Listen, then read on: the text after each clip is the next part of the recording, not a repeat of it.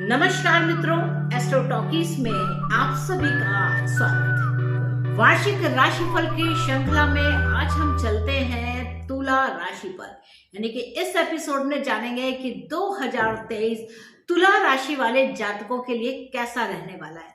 तो देखिए, यहाँ पर जो तुला राशि है, पहले तो समझिए कि तुला राशि है क्या।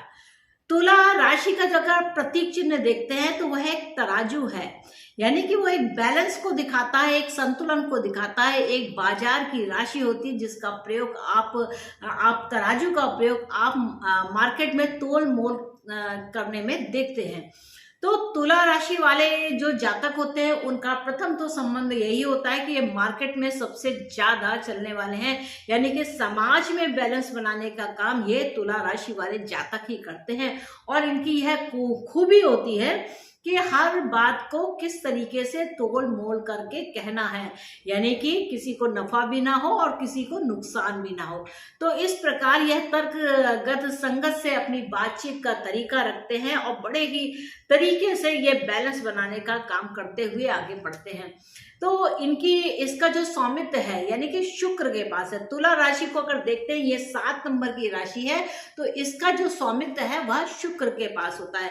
यानी रिलेशनशिप में किस प्रकार से ये मेंटेनेंस करना है कि किसी को बुरा भी ना लगे, अपनी बात भी कही जाए और सब तरीके से सब बैलेंस बनाते हुए ये चलते रहते हैं। यहाँ पर 2023 में जो कुछ महत्वपूर्ण परिवर्तन है उन्हें आपको समझना होगा कि पहला जो महत्वपूर्ण परिवर्तन है वह शनि का हो रहा है।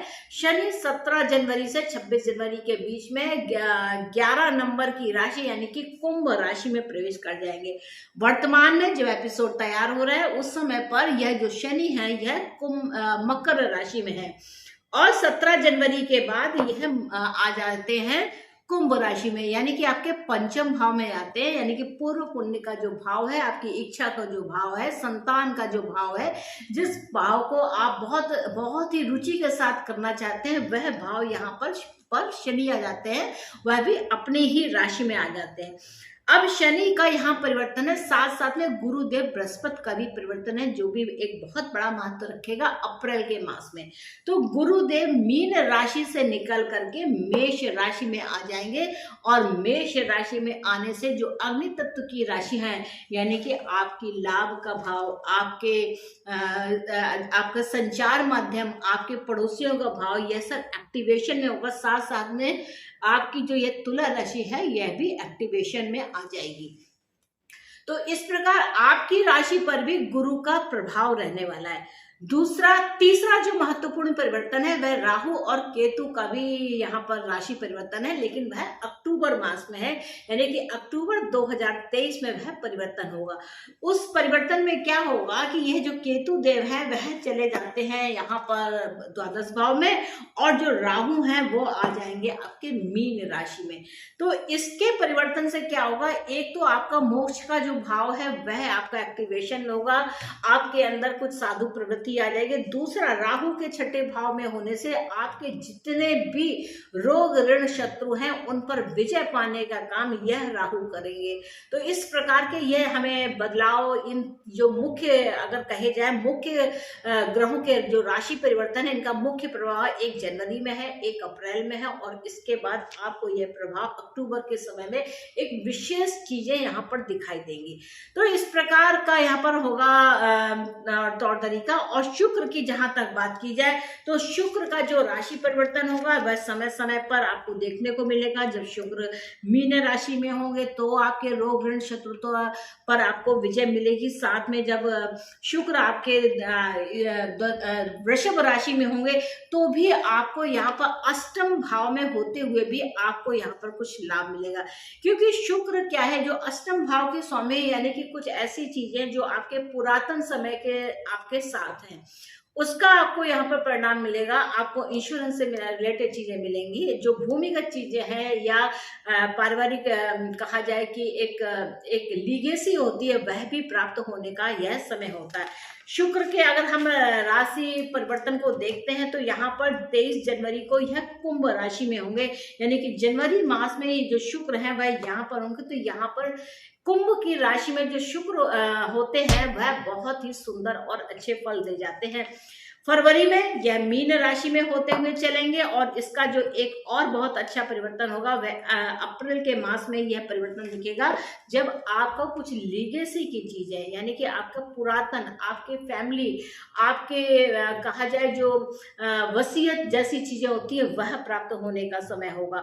और जुलाई से लेकर के अक्टूबर तक का जो समय होगा उस समय यह जो आपके शुक्र हैं वह कर्क राशि और सिंह राशि में आगे आते और जाते रहेंगे, यानी कि वक्री होंगे, मार्गी होंगे, इस प्रकार की यह व्यवस्था शुक्र की रहेगी।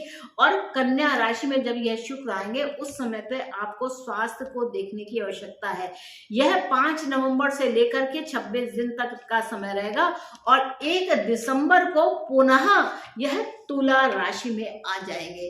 तो ऐसे में क्या आपका जो नवंबर का महीना होगा खास तौर से उस समय पे आपको ध्यान देना होगा कि आप अपने स्वास्थ्य के प्रति थोड़ा सा सचेत रहें।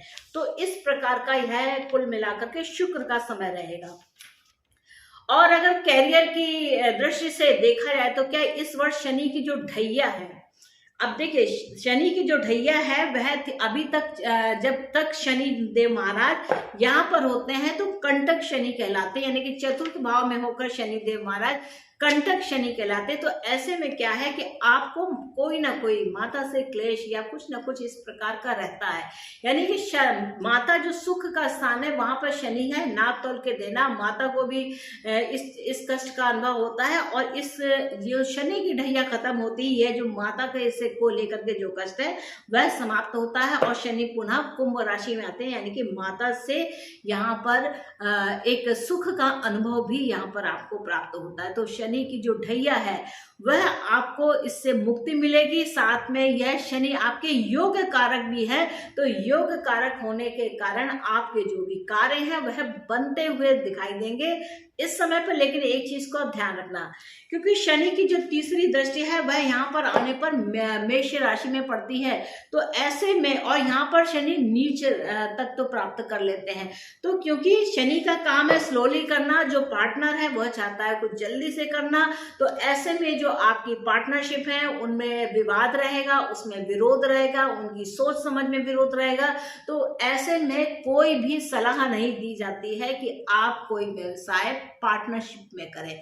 तो ऐसे में अब बृहस्पति की जो जहां तक बात आती है, तो बृहस्पति क्या है, अभी तो मीन राशि में स्व राशि में ही है, लेकिन जब बृहस्पति आपके अप्रैल के मास में मेष राशि में आ जाते हैं तो इस स्थान को, जीवन साथी के स्थान को यह उजियारा भर देते हैं। तो यहाँ पर आपका क्या है, जो सप्तम में गुरु आते हैं तो हालांकि गुरु यहाँ पे बैठे हुए, लेकिन तब तक शनि की जो दृष्टि पड़ती है तो वह कुछ नीतिगत नहीं होता है। लेकिन गुरु की जैसे ही दृष्टि पड़ती है, यानी कि अप्रैल के मास से कहा जाए तो यहाँ पर कुछ ऐसी पार्टनरशिप होंगी जो लीगली होंगी और बहुत सही रहेंगी, क्योंकि गुरुदेव एक पवित्र ग्रह है और आपके भाई बंधुओं के स्थान के स्वामी भी हैं। और इनका अगर देखा जाए तो दृष्टि संबंध भी बन रहा है, क्योंकि ये जब गुरु यहाँ पर आते हैं तो नवम दृष्टि यहाँ पड़ती है, यानी कि भाग्य की जो राशि है, यानी कि जो नेचुरल जोड़िया के भाग्य की राशि है, यानी कि धनु राशि होती है, और उस धनु राशि में यानी कि छोटे भाई बहनों के स्थान में, कम्युनिकेशन के काम में, रचनात्मक कार्य करने के स्थान पर यहाँ पर गुरु की दृष्टि है। तो यह कुछ ना कुछ भाई बहनों के संबंध में भी शुभ समाचार देने वाली है। तो यहाँ पर क्या है, अगर देखें तो आप किसी नई नौकरी की, कुछ ऐसा भी हो सकता है कि आपकी जो नौकरी सेवा है उसमें कुछ बदलाव दिखाई दे।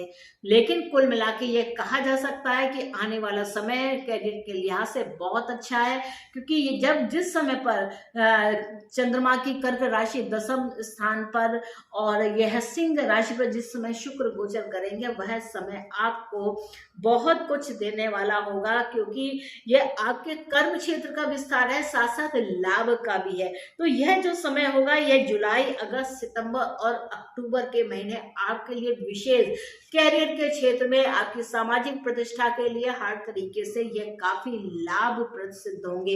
हालांकि काफी उतार चढ़ाव रहेगा, लेकिन फिर भी जैसा कि आप तुला राशि के हैं तो आप अपने चीजों को बनाने में यहाँ पर सफल रहेंगे।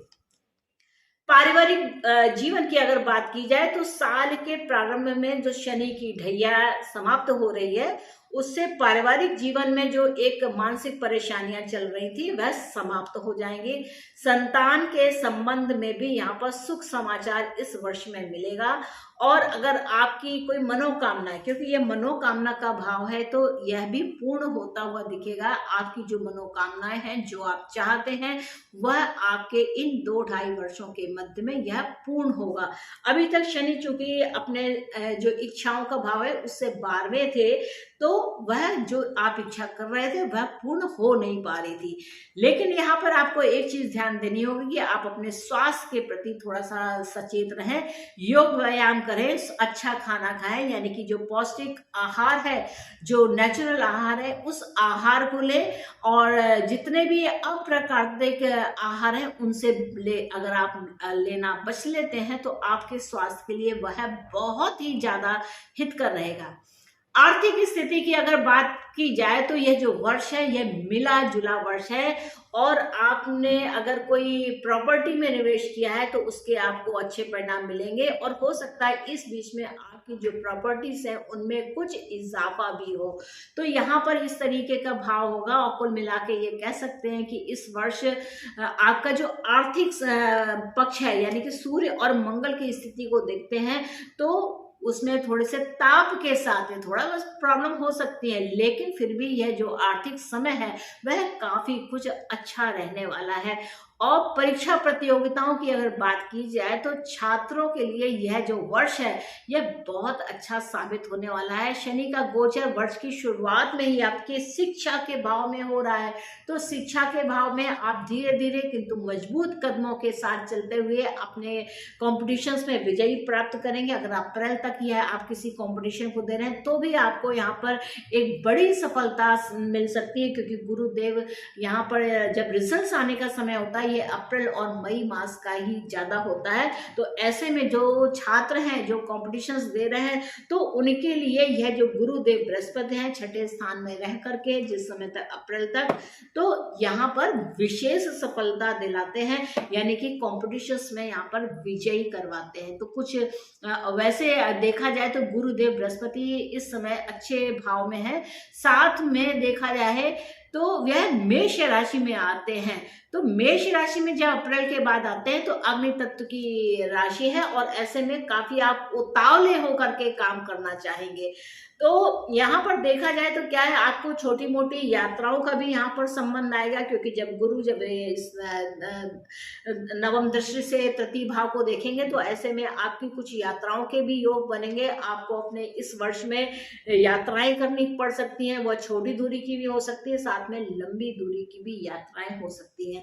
वहीं राहु केतु की बात की जाए तो अक्टूबर के मास में जो राहु केतु का राशि परिवर्तन है, राहु आ जाएंगे मीन राशि में, तो रोग ऋण शत्रुता से पूर्ण रूप से यहाँ पर विजय मिलती है। और वहीं पर केतु जो है आपको एक अलग ही तरीके की एक शांति प्रदान करेंगे। आप उन में मोक्षता की ओर उत्सुक हो जाएंगे, क्योंकि आगे आने वाले अक्टूबर के बाद के 1.5 साल के समय में जो राहु केतु का समय रहना है, तो राहु 6ठे भाव में, केतु 12 भाव में, तो एक बड़ी मुक्ति का मार्ग यहाँ पर दिखाई देता है। तो ऐसे में यह मुक्ति मार्ग यहाँ पर खुलता हुआ सा दिखाई देता है। अब यहाँ पर उपासना के रूप में क्या कहा जाए, उपाय के रूप में आप क्या कर सकते हैं कि वर्ष की शुरुआत से ही आप माता दुर्गा की आराधना करें, उनका दर्शन करें। यानी कि दुर्गा क्यों, कि आपको अपने आप को दुर्ग शक्ति को, यानी कि एक किला के रूप की जो एक शक्ति होती है उस शक्ति को आपको प्राप्त करना है। उसकी पूजा आराधना करके आप वह प्राप्त कर सकते हैं। और वैसे भी क्या है कि तुला राशि वाले जो जातक होते हैं उनके लिए माँ लक्ष्मी, माँ दुर्गा, माँ संतोषी बहुत ही ज्यादा सहायक होती है। यानी कि माँ के रूप में आप इसको पूजा अर्चना करते हैं तो ऐसा करने से, वो भी विशेष करके शुक्रवार के दिन, जितना आप संतोष करते हैं भगवान उससे कहीं ज्यादा आपको फल देता है। आप शुक्रवार के दिन छोटी कन्याओं को भोजन करा सकते हैं, या किसी कन्या की शादी के लिए आप कुछ दान पुण्य कर सकते हैं। तो ऐसा करते हैं तो आपके लिए यह बहुत ही ज्यादा लाभप्रद होगा।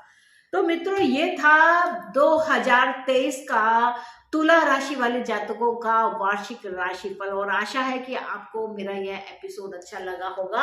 और आपने मेरे इस एपिसोड को अगर आप पसंद कर रहे हैं, आपको लगता है कि यह कुछ भावपूर्ण है, कुछ सही है, क्योंकि मेरी जो विधि होती है, मैं जो सच है, जो सही है, उसको ही आपके सामने प्रस्तुत करने का काम करती हूँ।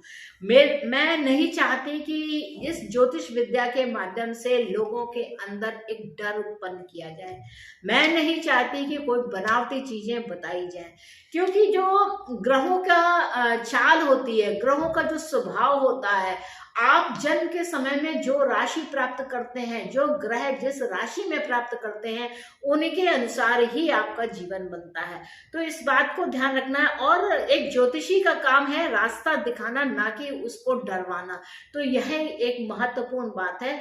और आपको अगर मेरे एपिसोड एंजॉयबल लगते हैं, आपको लगता है ये कुछ सही है, या कुछ रचनात्मक है, या कुछ भयमुक्त नहीं है, तो कृपया चैनल को लाइक कीजिए, इसको शेयर कीजिए और सब्सक्राइब कीजिए।